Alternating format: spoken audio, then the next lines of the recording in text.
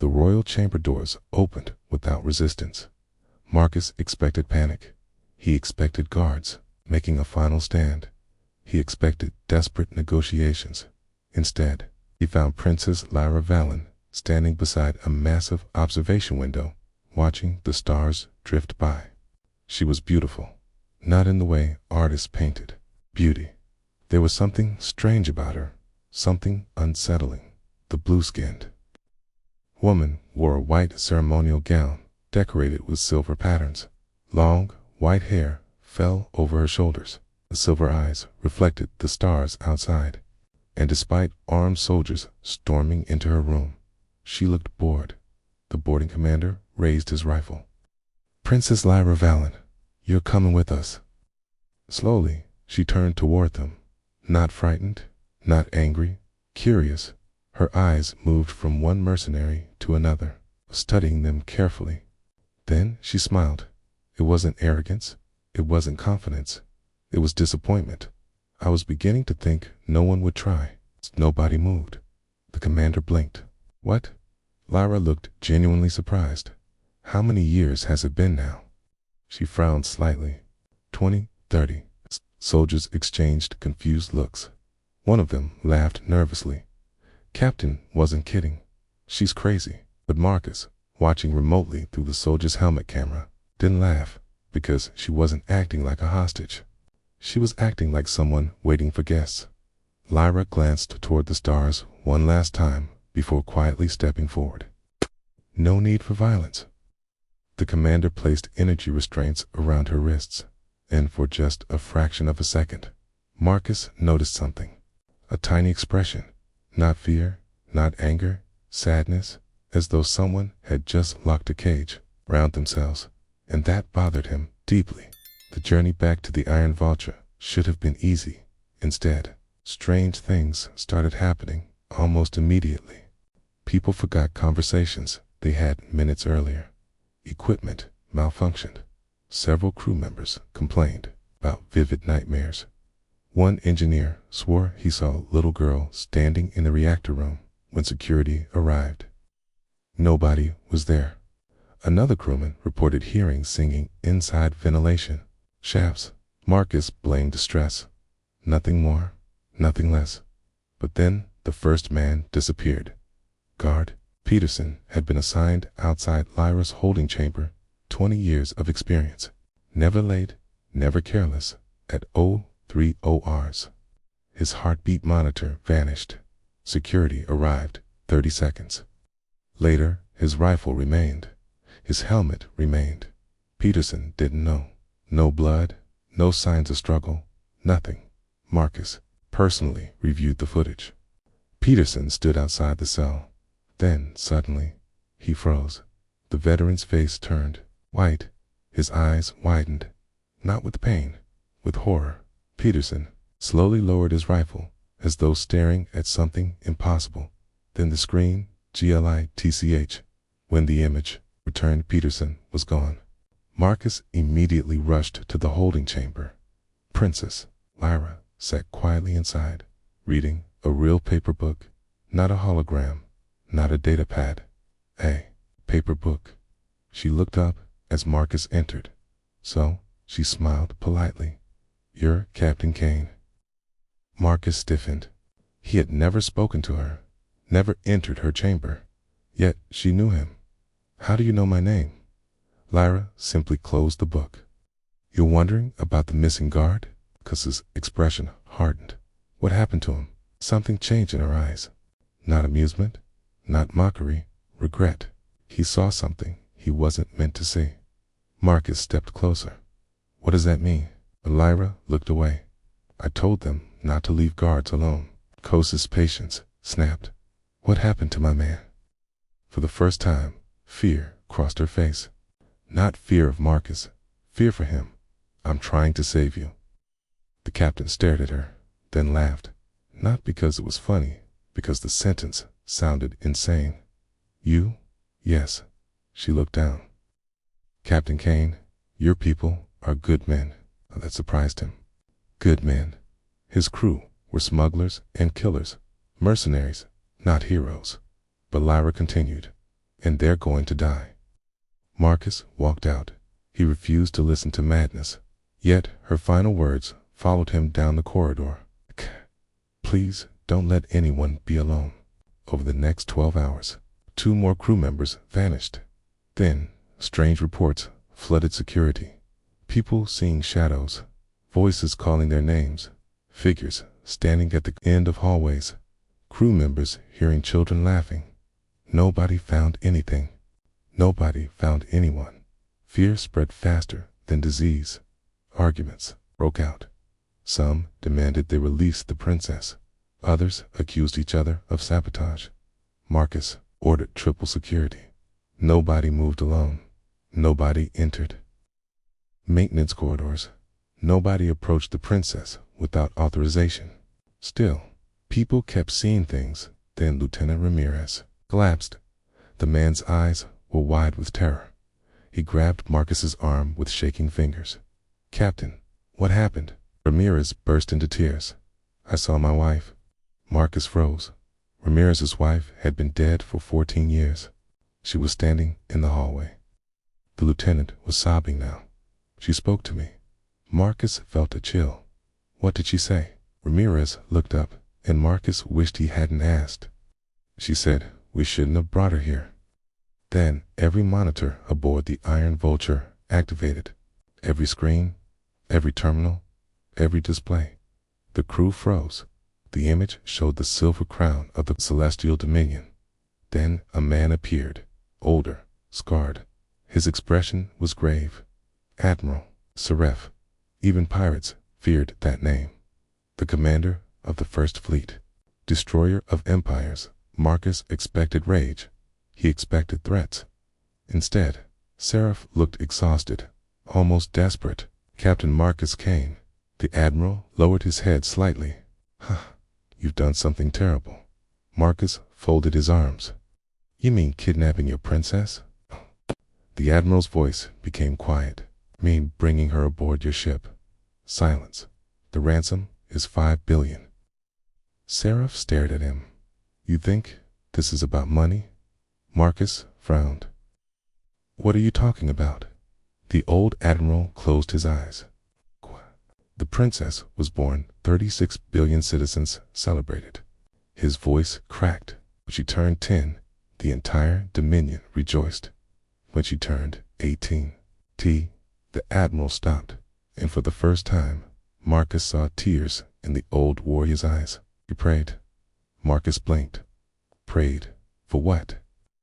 Seraph opened his eyes, and suddenly, Marcus understood why entire civilizations feared this man, because beneath that fear was sorrow. We prayed she would survive. Marcus felt his blood run cold.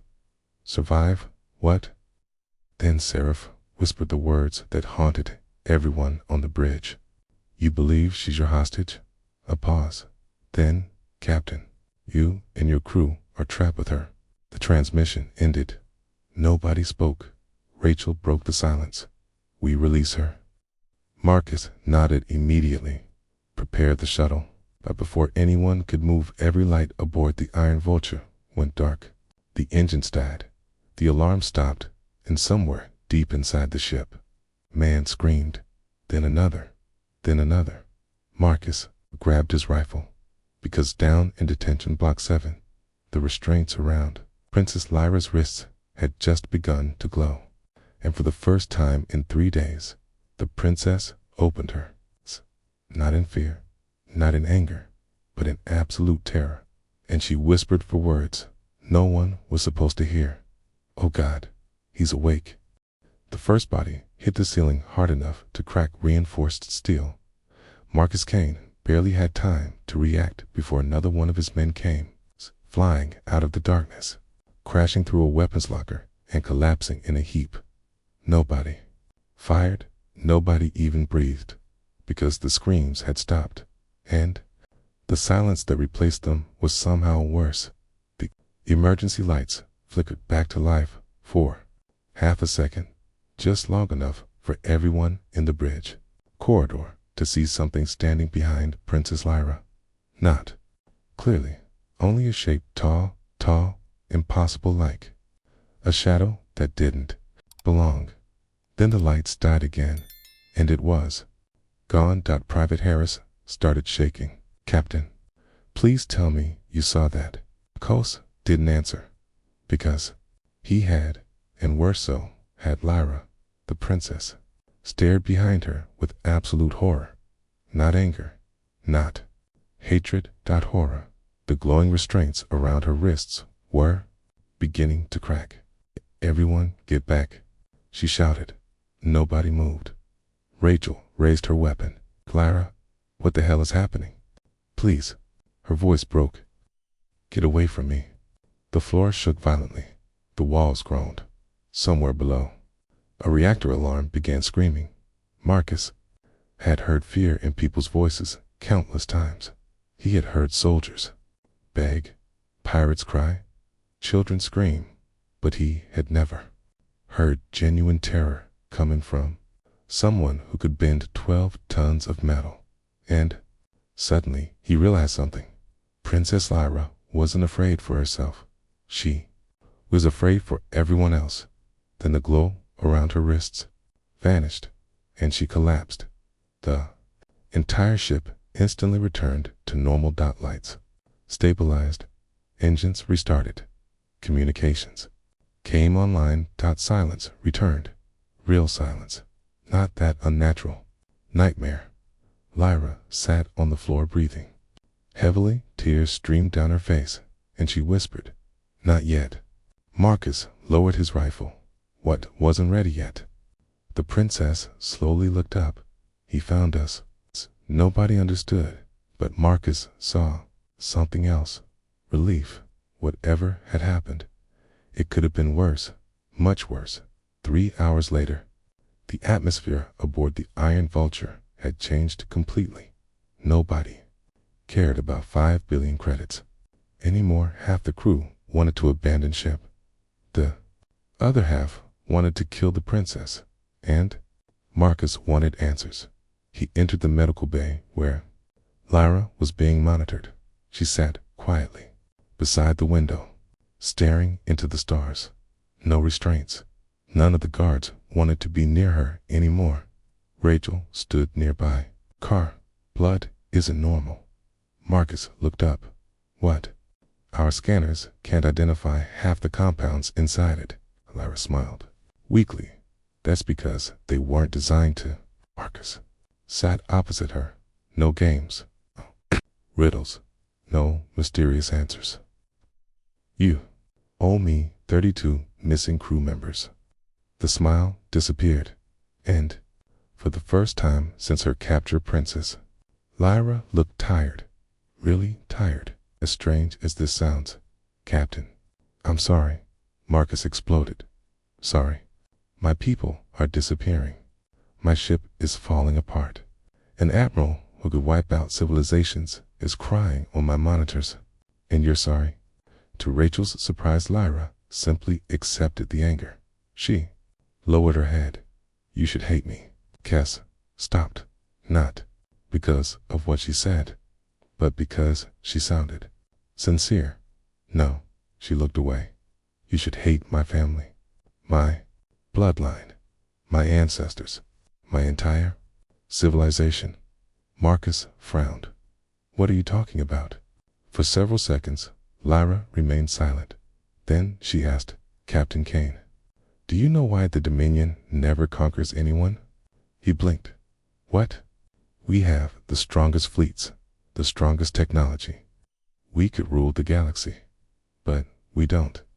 Marcus folded his arms. Because you're civilized. A sad smile appeared. No, because we're jailers. The room fell silent. Rachel slowly lowered her datapad. Jailers. Lyra nodded. For 6,000 years. Marcus frowned. Jailers. Of what? The princess closed her eyes, and when she spoke again, her voice barely rose above a whisper. Of him. Marcus felt cold. Him who? But Lyra's silver eyes widened. Not at Marcus, not at Rachel. Something behind them hit down. Both of them instinctively hit the floor. Boom. The medical bay wall exploded inward. Automatic. Turrets opened fire. Sparks flew everywhere, and through the smoke stepped 6 armored figures. Black combat suits. No.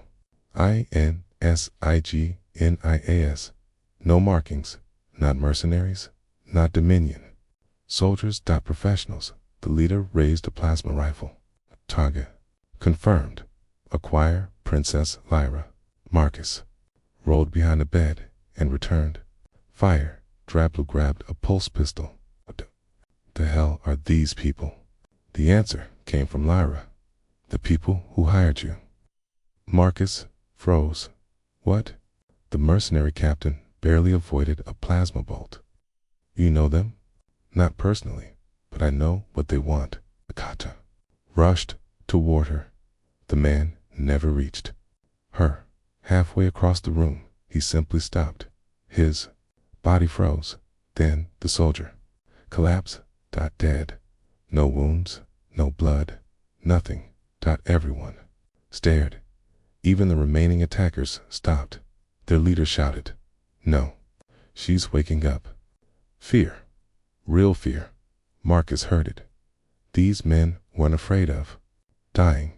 They were afraid of her. The attackers immediately changed tactics. Not kill. Capture. They needed her alive. And that terrified Marcus more than anything, because whoever paid 5 billion credits had known exactly what they were doing. Rachel shot one attacker in the chest. Marcus tackled another. The room became chaos. Explosions, smoke, screams. Then one of the soldiers threw a sphere onto the floor. Marcus recognized it instantly. Graviton grenade. Down. The explosion shattered reality itself. Everything became weightless. People flew through the air. Medical equipment ripped apart. Marcus slammed into a wall.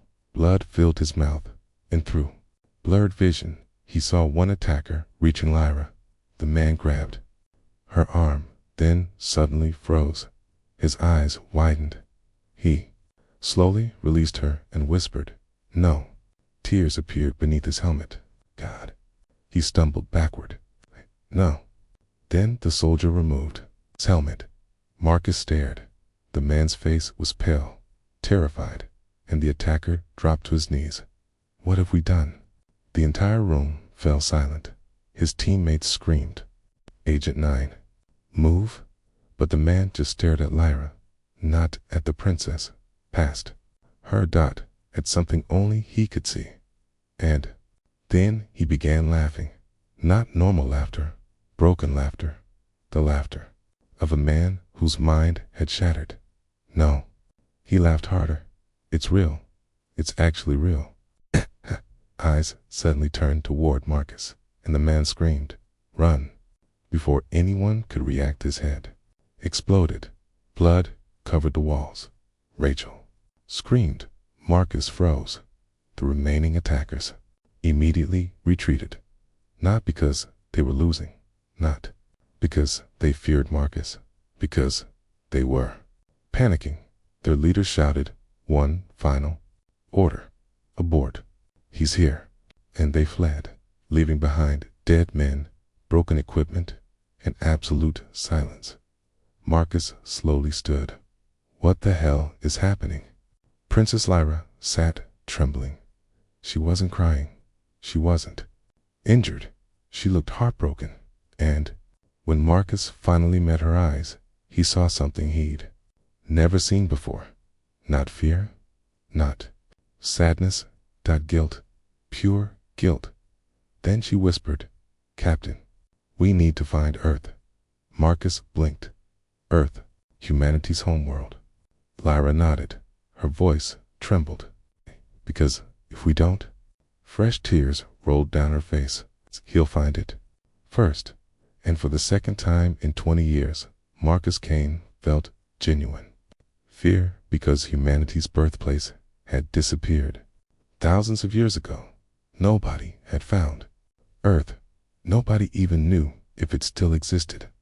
And somehow the fate of the entire galaxy depended on finding it first. Nobody spoke for nearly a minute. The blood from Agent 9's shattered skull still dripped down the walls of the ruined medical bay. Marcus Kane stood, frozen. Earth, that single word, felt absurd, impossible. Humanity had spread across thousands of worlds, but nobody had seen Earth in over 4,000 years. Historians argued over whether it even existed. Some believed it had been destroyed. Others believed it was merely a myth, and now an alien princess was telling him that the fate of the galaxy depended on finding it. Marcus looked at Lyra, started talking. The princess wiped tears from her eyes. "You won't believe me." Marcus glanced at the corpse on the floor. "I stopped believing in impossible things 3 days ago." Rachel folded her arms. "We need answers." Princess Lyra looked toward the stars. "Then you're going to hate my people." 6,000 years ago, humanity ruled nothing. Humans weren't kings. They weren't conquerors.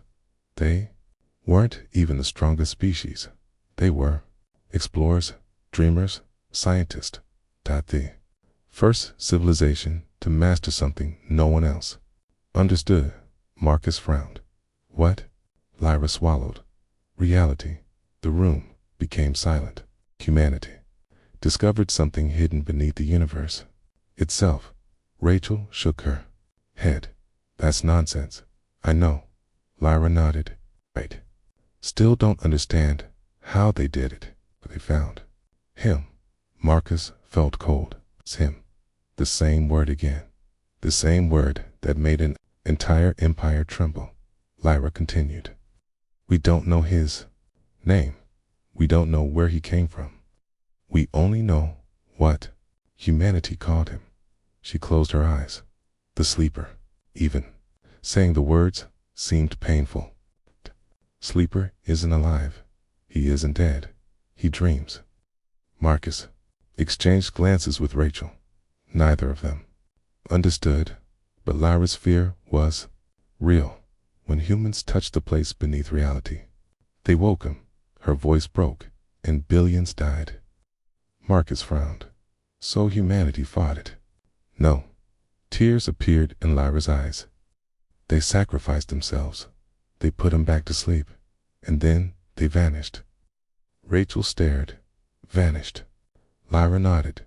"Every human who understood the truth disappeared. So the survivors scattered across the galaxy. The location of Earth was erased, destroyed. The secret buried." Marcus shook his head. "Why?" "Because Earth became his prison." Silence. Nobody moved. Nobody breathed. Marcus stared at her. "You expect me to believe humanity turned its own homeworld into a cage?" Lyra nodded. "To save everyone." Captain laughed.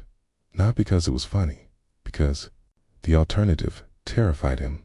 And then he stopped laughing, because Lyra wasn't finished. "For 6,000 years, my family guarded the prison." Marcus blinked. "Your family, the Valiant bloodline. The Dominion exists for one purpose. Not conquest, not wealth, not power. Containment." Rachel whispered. "And you?" Lyra's eyes filled with sorrow. "I'm the key." Marcus froze.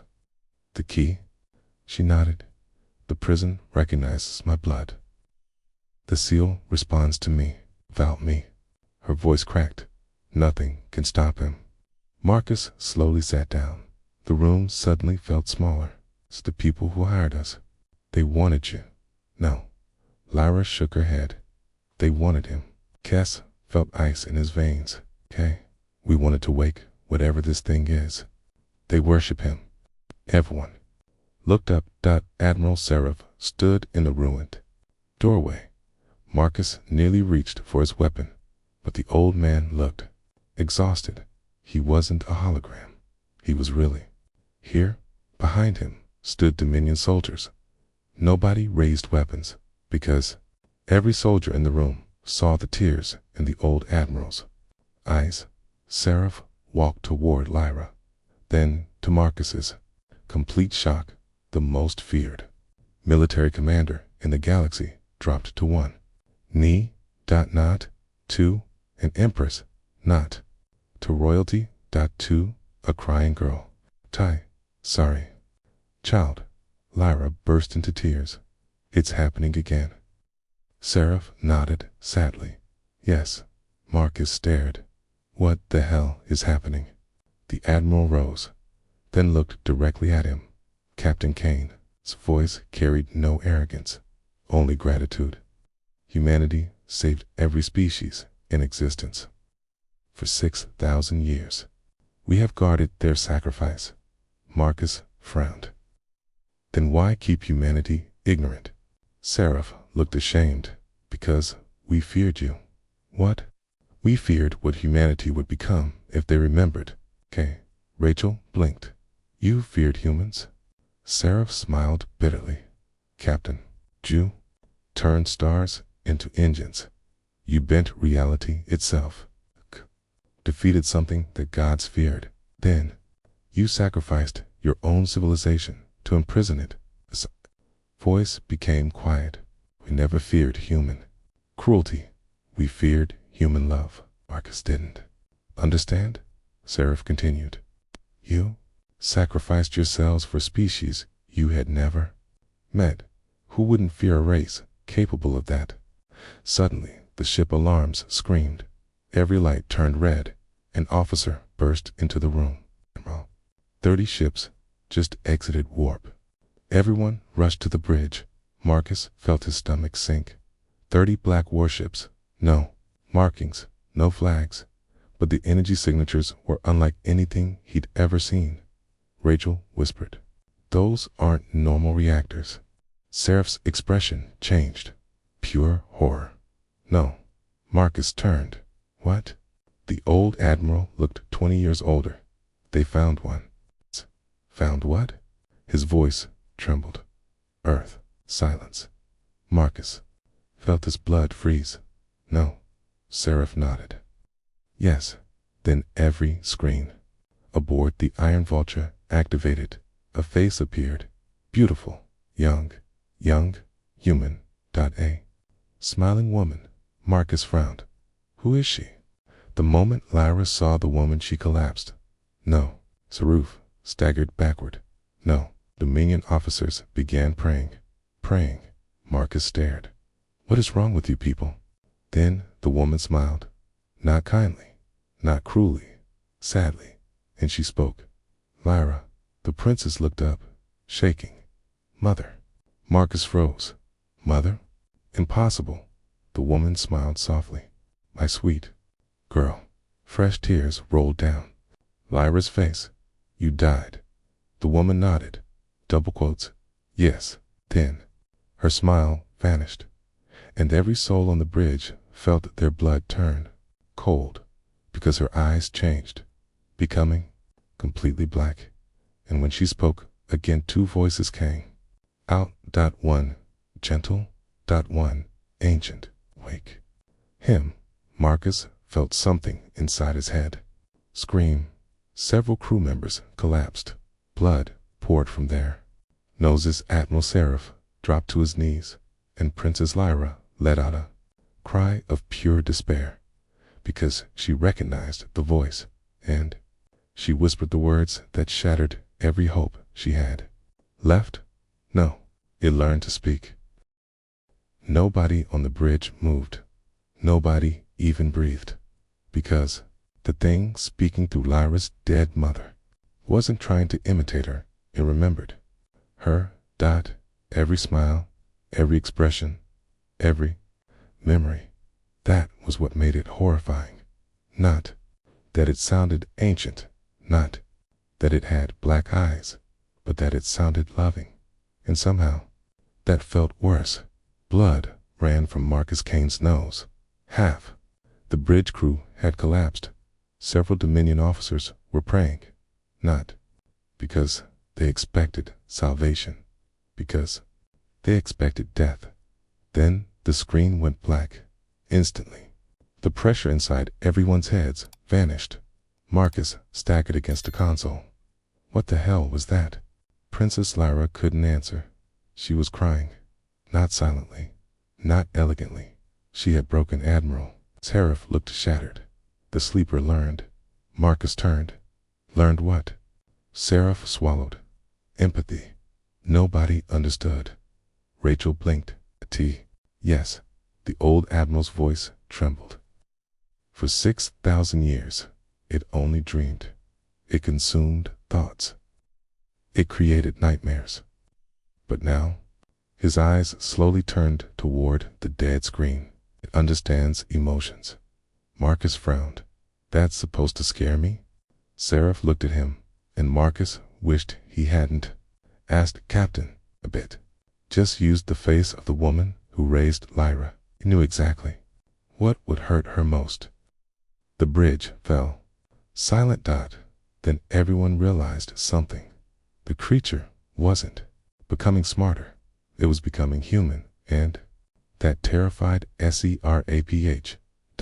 Meanwhile, 40,000 light years away, near the forgotten edge of the galaxy, 30 black warships surrounded something impossible. Earth, not destroyed, not ruined, sleeping. Entire continents glowed with strange golden patterns. Gigantic structures stretched into orbit. Cities slept beneath. Oceans, mountains floated above. Clouds and surrounding the planetary ring. A massive ring bigger than moons themselves. Thousands of ancient symbols rotated slowly around it. The prison, and standing inside one of the black ships, a man smiled. Archon Malvik, leader of the Eternal Stan, the cult that had spent centuries searching for humanity's lost home. He stared through the viewport and laughed. We found heaven. Behind him, his followers fell to their knees. Master, the seal. Malvik smiled. Broken. Not completely, but enough. Enough to hear him. Enough to speak with him. Enough to receive gifts. He raised his hand. Dark energy surrounded it. Power no species possessed. Power given by the sleeper itself. The galaxy spent 6,000 years hiding from God. His smile widened. And now God speaks. Come back aboard the Iron Vulture. Marcus finally lost his patience. No more mysteries. He slammed his fist against the table. No more riddles. No more secrets. What the hell happened to humanity? Lyra slowly looked up, and this time, she answered, humanity won. Marcus froze. What? The war. The first war. The impossible war. Rachel frowned against the sleeper. Lyra nodded. Not with weapons. Not with armies. With love. Nobody spoke. Because nobody understood. Seraph smiled sadly. The sleeper fed on. Fear, it consumed. Despair spread. Madness, but humans. He laughed softly. They did something insane. What? They pitied it. Marcus blinked. What? Seraph nodded. Double quotes. The thing destroying reality. The thing killing trillions. Humans felt sorry for it. Rachel whispered. That's impossible. No. Seraph smiled. That's humanity. They realized the sleeper wasn't evil. It was lonely. Marcus stared. The old Admiral's eyes grew distant. The creature had existed before stars, before time, before life. It dreamed because it was alone.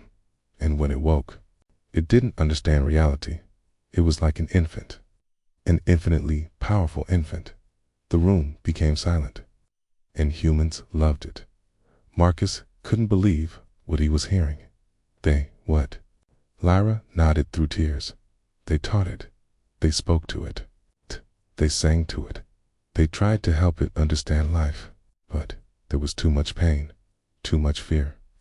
And eventually, it went mad. Seraph closed his eyes. So humanity made a choice. They put it to sleep. And they stayed. Marcus frowned. Stayed where? Lyra looked toward the stars. On Earth. They stayed with him. Marcus froze. What? They refused to leave him alone again. Rachel whispered, No. Lyra nodded. Billions remained.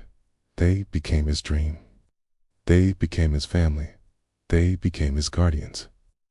And for 6,000 years, her voice broke. They've been singing. Marcus stared.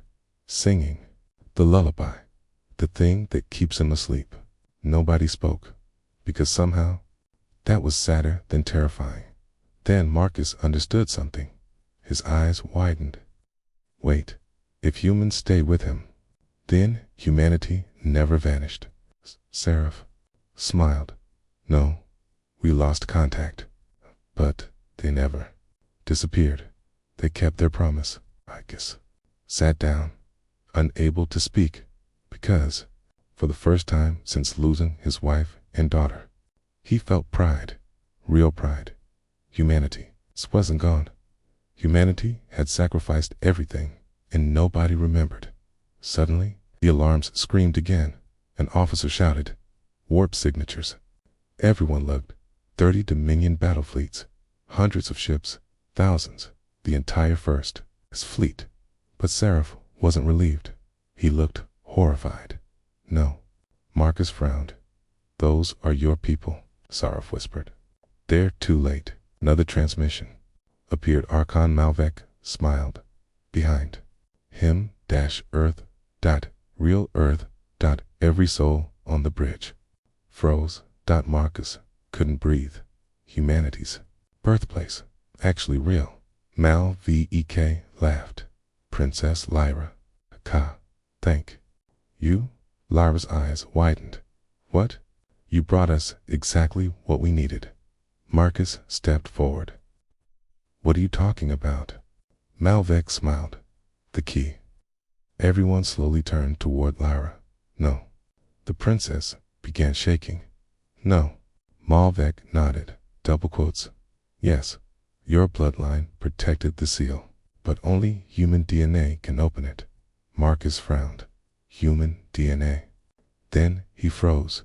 Rachel froze. Sarah froze. Because slowly, very slowly, everyone turned toward Marcus Kane. The old admiral's face lost all color. No. Marcus stared. What? Seraph whispered. No. Then he fell to his knees. After 6,000 years, tears rolled down the old warrior's face. We found one. Marcus frowned. What are you talking about? Seraph looked at him, not with fear, not with pity, but with awe. Pure awe. Captain Kane. His voice trembled. You aren't descended from humanity. You are humanity. Marcus laughed. What? But nobody else laughed. Lyra was crying again, and she whispered, That's why I knew your name. That's why I recognized you. That's why he found us. Marcus stepped backward. No. That's impossible. But then, his neural implant activated by itself. Systems that had been dead for years suddenly came online. Ancient symbols appeared across every screen. The bridge, AI spoke, not in its normal voice, but in another voice.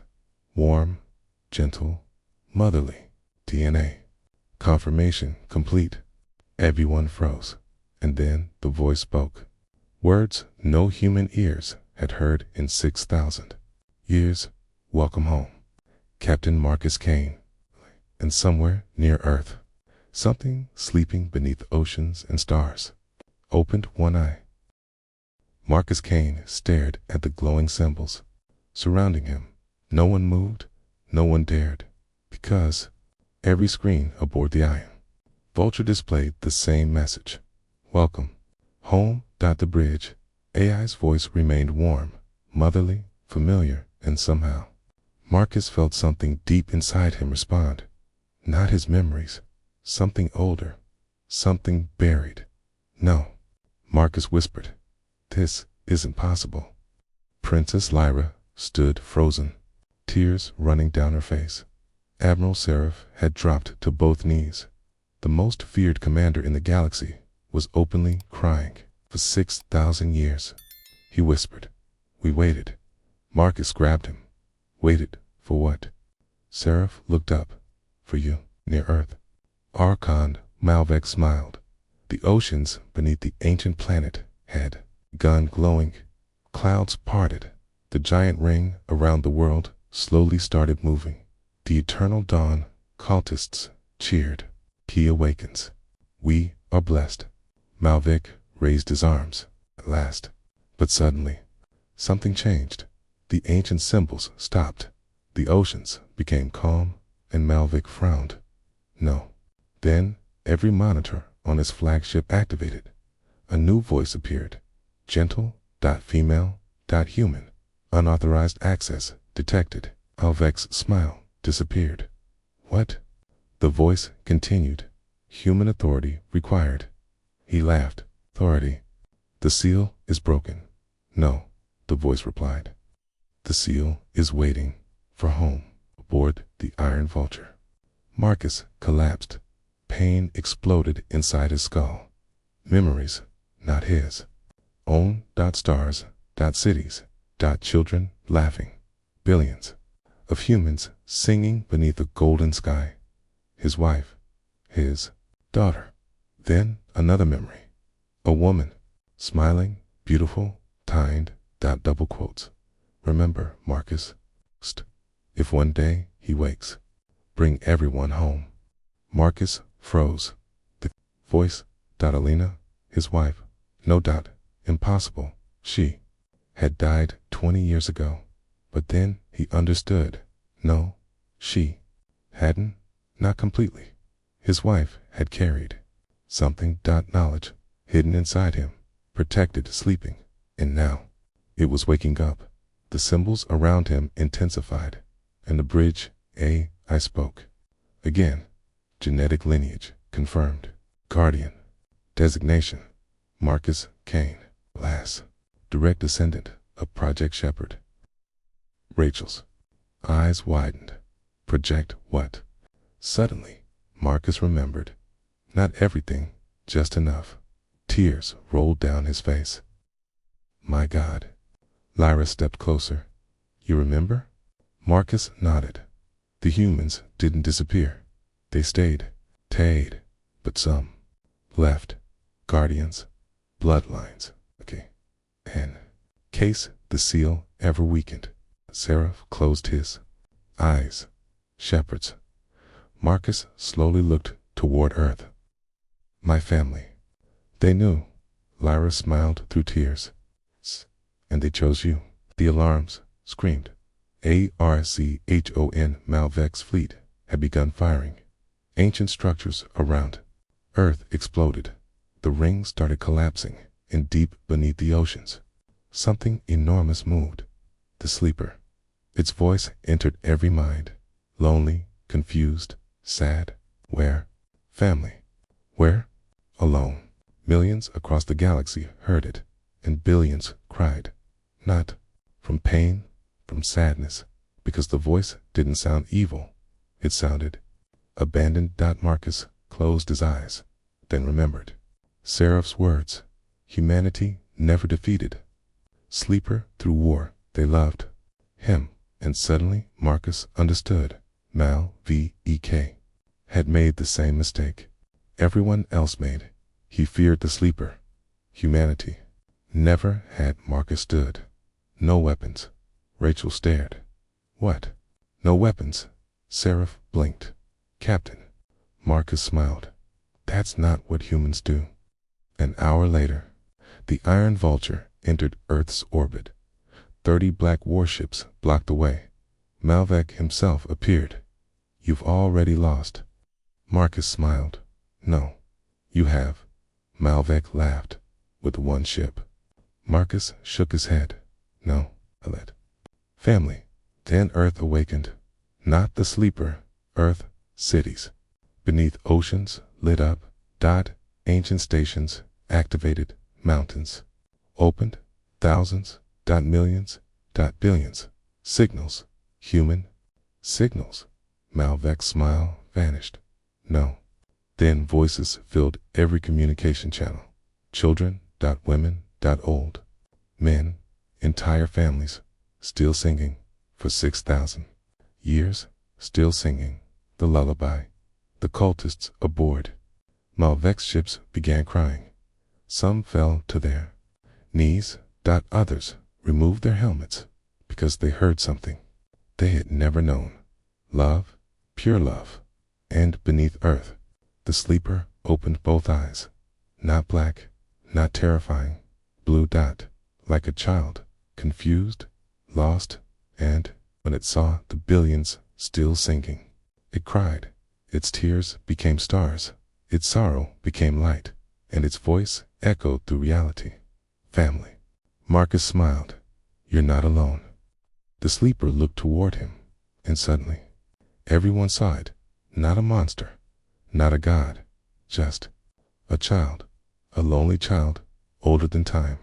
And the creature smiled. Then it looked at Malvek, not with hatred, not with anger, simply confusion. Why hurt family? Malvec screamed, destroy them. But nobody fired, not even his own men, because they had seen the truth. And the sleeper gently touched the black fleet, not destroying it, healing them, healing Malvec. The old cult leader collapsed, crying like a child, and for the first time in his life, he felt loved. Weeks later, the galaxy changed forever. Earth returned. Humanity returned, not as conquerors, not as kings, but as guardians. The dominion finally laid. After 6,000 years, they could rest. Admiral Seraph retired. His final act was simple. He stood before the human memorial and whispered, we kept our promise. Princess Lyra became Earth's first ambassador, and Marcus Kane, the broken mercenary who had once trusted only money, built a small house beside the ocean, just as he had dreamed. Except this time, he wasn't alone, because one evening, while watching the sunset, he heard familiar laughter. Sarah, his daughter, Alina, his wife. They weren't memories. The sleeper had remembered them, and for the first time in 20 years, Marcus cried, not from grief, but from happiness, because humanity's greatest strength had never been power, or weapons, or technology. It had always been something much simpler, the ability to love, even when loving hurt, even when loving demanded sacrifice, even when loving meant giving everything. And perhaps that was why humanity had always terrified the stars, because among all the races in existence, only humans had looked into the darkness, and instead of asking, how do we kill it? They had asked, how do we help it? And in doing so, they saved the universe again. If you enjoyed this story, don't forget to like the video, subscribe to the channel, and let us know in the comments what you would have done if you had discovered the truth about the sleeper. Disclaimer: this story is a work of science, fiction created for entertainment purposes.